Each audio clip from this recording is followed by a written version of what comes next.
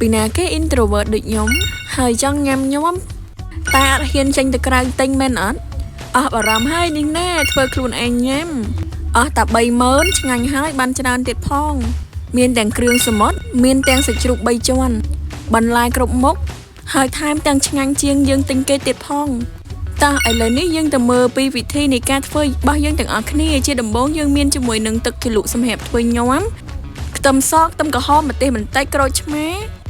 បន្លែគ្រប់មុខគ្រឿងញាំរបស់យើងមានដូចជាជីគ្រប់មុខផងដែរហើយអ្វីដែលយើងភ្លេចអត់បាននោះគឺបង្គាហើយនឹងសាច់ឥឡូវនេះយើងដាក់បន្លែរបស់យើងទាំងអស់ចូលគ្នាបន្លែរបស់យើងគឺមានច្រើនមុខខ្លាំងមែនទែនហើយយើងអត់ខ្វះអត់បានទេនោះគឺត្រយូងចេកព្រោះគ្រួសារខ្ញុំគឺចូលចិត្តញ៉ាំត្រយូងចេកបន្ទាប់ពីយើងដាក់បន្លែគ្រប់មុខរបស់យើងចូលហើយឥឡូវនេះគឺយើងដាក់សាច់របស់យើងចូលម្ដងបន្ទាប់មកទៀតយើងបន្ថែមជាមួយនឹងខ្ទឹមសខ្ទឹមក្រហមដែលយើងបានច្រាំហើយក៏ដាក់ជាមួយនឹងទឹកសម្រាប់ធ្វើញាំចូលសម្រាប់ទឹកធ្វើញាំនេះបងប្អូនដាក់ទៅតាមការចូលចិត្តដោយឡែកដោយសារតែខ្ញុំមានថែមជាមួយនឹងត្រយូងចេកដូច្នេះហើយខ្ញុំថែមជាមួយនឹងទឹកប្រហុកបន្តិចដែរបន្ទាប់មកយើងថែមជាមួយនឹងផ្កាស្នោក៏ដូចជាច្របាច់ក្រូចឆ្មាបន្ថែមផង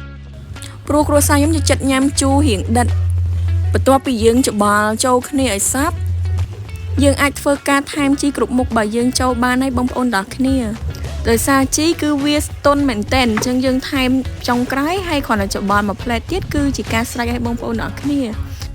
បន្ទាប់ពីភ្លក់ហើយគឺថាញាំរបស់ខ្ញុំគឺមានជាការស្ទើ